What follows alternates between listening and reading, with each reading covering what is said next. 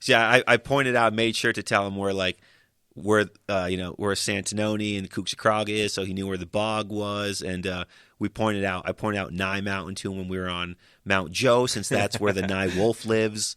It's cool. It's cool. I'm sure it's cool for you to put into perspective, like, oh, I've heard these names before, and this is where he went from. This is the trailhead to go there. And like, yeah, it puts it in perspective, which is fun. So as a podcaster, what's your favorite thing about doing it, about being an outdoors podcaster? And what's your least favorite thing about doing it? Well, my favorite Enlighten the audience about what goes into this whole podcasting game. I love talking to people, and I love talking to people about their adventures, because, like, I don't talk about my adventures that much because I just don't like hearing myself talk. I really like hearing other people's cool stories, whether they're a thru hiker, whether they're a videographer, or someone like a hunter who goes in the backcountry, or anyone who's done anything cool outdoors. Like, I just love talking to these people because I like selfishly want to hear their stories, and if other people want to hear them too, that's totally cool. That's why I reached out to you early on when I started. It's like, dude, you do sweet stuff. Like, come on. And then my least favorite thing about podcasting, dear God, that's a tough question. Believe it or not, I don't think it's the editing process, because like I think it's fun because I like playing with all that stuff.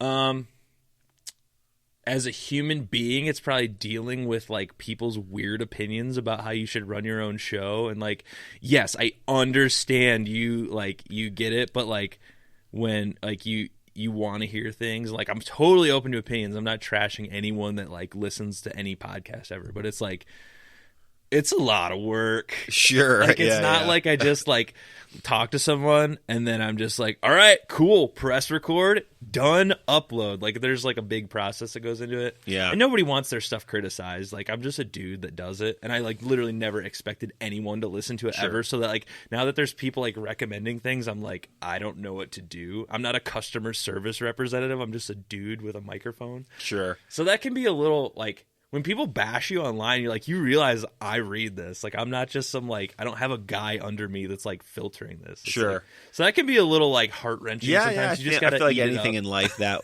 the haters can make things it can make things really unfortunate, especially exactly what you said. Like, you don't have to like the show. That's totally fine. But when you start to, like, post such negative things about the show, and it's like, man, if only you knew the hours and hours and hours that a person puts into this content for strangers listening pleasures, you might not be so quick to judge. But at the same time, I guess we put ourselves out. We put ourselves out there to experience that, and you got to take the good with the bad. But I can relate very strongly to I literally to that had thought process. A guy, it was on Facebook, which is like my least popular platform. There's like the least amount of like interaction there.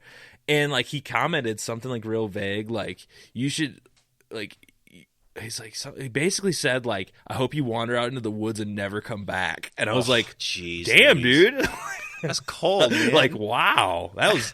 I'm somebody's son. For God's sake. I'm like That's visiting terrible. my mom, dude. Yeah. Like, why would you say that to me? That's brutal. I didn't even respond. I was like, yeah, this is awkward. No, that's good. So a message to all of the haters out there: if you don't like the show, that's cool. Just like it tastefully. I mean, I guess what I would do is just like go on to something else and just, I don't like it, I'm just going to move on. But if you do feel the need to let your opinion be known, maybe be a little tasteful, a little tactful with it.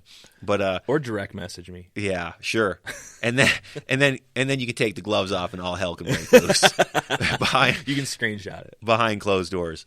Now you say something often on your podcast that I like, and this is like a kind of a phrase. It's not a phrase you've coined, but it's like it's one of those things where I kind of think of you as, I think of this phrase as being you.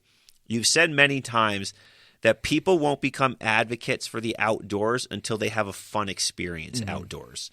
And I think that really hits the nail on the head.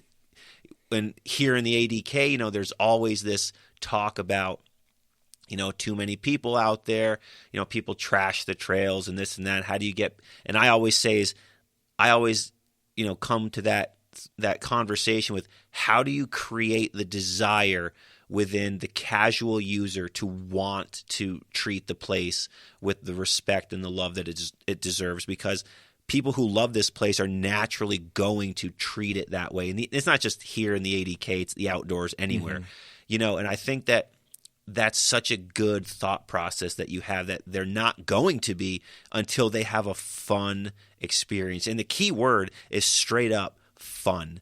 Fun is what it has to be. And yeah, obviously hiking mountains is sometimes not fun, but like it's type 2 fun. But talk to me about how you kind of came to that conclusion that people aren't going to become advocates until they have a fun experience. And what does that kind of mean to you as like a message to get to people? Yeah, absolutely, man. That comes just from me going out and doing a ton of stuff with people. I have family members. My family is probably some of the least outdoorsy people that you could find on earth. My grandpa regularly says my idea of camping is like the Ritz-Carlton. So he's so my thought always is, if I can get them to just do a little bit outdoors, they'll eventually grow to it. Not if they don't love it, they'll at least respect what I do and like understand why I love it so much. And they started going on these family ski trips. And I was telling you today, I love the outdoors, but for one reason or another, I can't put my finger on it. I just cannot get into skiing. I don't know if I'm too scared or I'm just like a wimp, because I have this vision of like my knee twisting in half and just like being crippled. Call me a wimp if you want. I grew up in Ohio. We don't have skiing very often. I won't call you names. I'm a very nice guy. But like my family just started liking skiing, so we go up into Michigan every year. I'm like, finally, at least it's outdoors. It's like, yeah, sure, it's a start. Yeah. So like, they're having fun. They're starting to understand why I like being outside, doing this fun stuff. I just took my friend Derek backpacking for the first time. He's like dipped his toes in the outdoors. Like he just kind of fell into it. He's like, I really like being outside. It like chills my anxiety and stuff. I was like, I'm going to take you backpacking, and it's going to be hard and it's not always going to be fun, but I guarantee you're going to love it. So I took him out on like a real easy trail. It was like a 3-day. We're doing like 10 miles a day, just real mild, up in northern Michigan. Dude's like obsessed. He's like, when are we going again? When are we going again? That's great. So he's been, if you want to say converted, he will never throw his trash on the ground. He will never okay, yeah, he did some stuff that's leave no trace because he didn't know. And I'm like, bro, you like, that's not cool. But I wasn't like an ass about it. I was like, this is just like, if someone saw you do that and wasn't me, they would be upset. Sure. And like, people don't understand that. There's not a rule book for someone who goes outside for the first time. They don't just look up leave no trace and they're like, ooh, the rules. Yes, they go outside and like, I don't think a lot of people are maliciously leaving stuff on the ground. Some people do. Yes, that will never not happen. Some people will take a crap right in the middle of the trail. So there will always be people that do rude stuff like that. But 90% of the stuff you see out there, I think, is just accidental. Like a wrapper falls out of a backpack.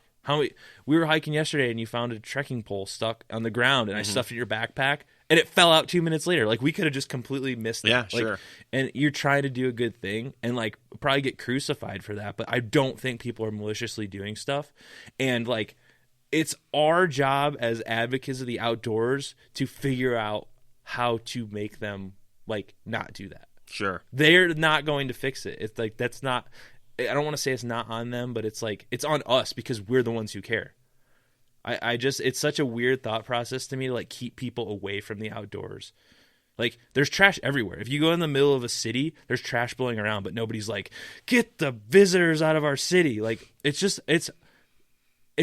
these national and state parks are here for everyone to enjoy. Like we're all Americans. Like even internet, like people come to see these things.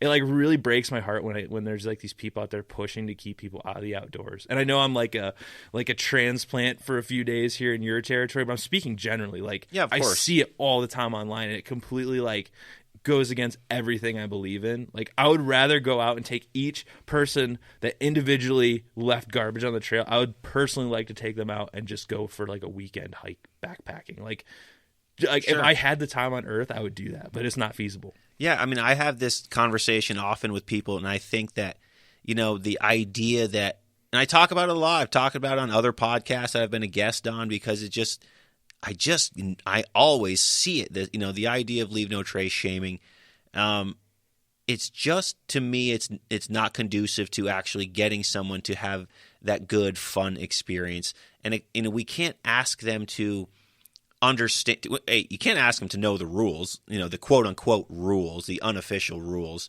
the guidelines, I should say, is the better phrase, until they have that fun experience for themselves. Mm-hmm. And I always say, how do you get the casual user to want to treat the place with respect and with love, and treat the outdoors like the majestic place it is? Well, they have to come to that conclusion on their own, and by like shaming people, whether you're patting yourself on the back online about this, these candy wrappers you picked up and complaining about the jerks who left them there, the quote unquote jerks, who probably just accidentally fell out of someone's pack. But it's like, the way to go about doing it is to just talk with people. And I know half of you out there hiking act like you don't ever want to see anyone on the trail, but man, that's the way that you can get across your just love for the outdoors, by letting it just, ooze out of you and be contagious when you're talking about it. And to me, that is how it's like, you could be having a really tough day on the trail and like, this sucks, and you hate it, and you're new to the outdoors and you're struggling, and then you meet someone who's like clearly been doing this for years, out on the trail, and they're talking, they're telling you like, oh, that's that mountain, or that's that mountain, or that's that mountain. And suddenly you're like, oh, and they're like, oh, I love this place. And suddenly you see them like pointing out all these mountains, for example. This is just a random example, but you see in their eyes and in their demeanor like how much they love this place. It's like, when you don't know the mountains, you're like, all day you're asking me like what mountains we're looking at, and I knew like everything. I knew, because I just know where we are. Yeah.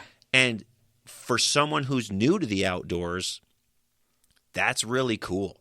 I remember when I didn't know what anything was, and listening to someone be like, we're on this mountain and that's, A, B, and C. It's like, that's really cool. That's impressive. And it's like, that is like a spark. To quote Bruce Springsteen, you can't start a fire without a spark.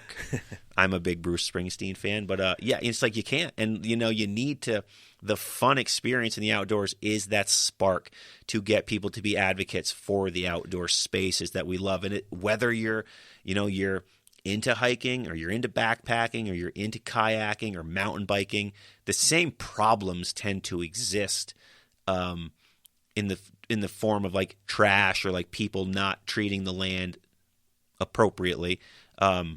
It's not just, peak bagging or backpacking or whatever. It's all over the outdoor spectrum.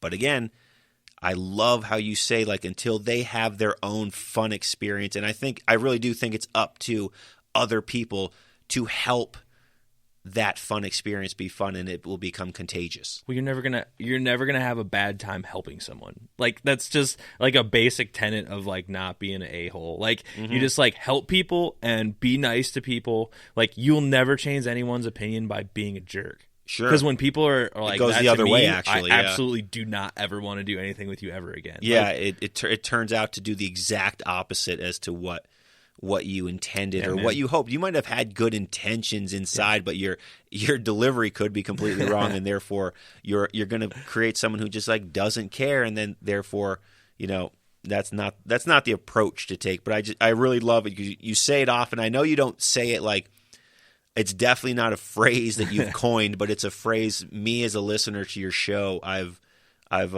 noticed you say it a few times, and I just think, man, that is just the correct approach, the correct attitude towards it. And another thing that I've noticed you talk about a few times on your podcasts, and we are the same when it comes to this subject, but you are a big advocate of buying cheap gear. Yes. I am also a big advocate of gear on the cheap. Yes. Because, man, can this equipment for this sport of backpacking or hiking or whatever you end up doing, camping, it can get expensive real quick. And I also think that's a reason that a lot of people tend to be timid to go in the outdoors, or a lot of the new people who think, oh, all I need is a t-shirt and a backpack in the summertime, I'm going to go outside. Great, that's your start. But so cheap gear, how do you go about purchasing your equipment? Because I also take that same attitude. Well, it's just like, I don't know. I feel like we've been kind of like sold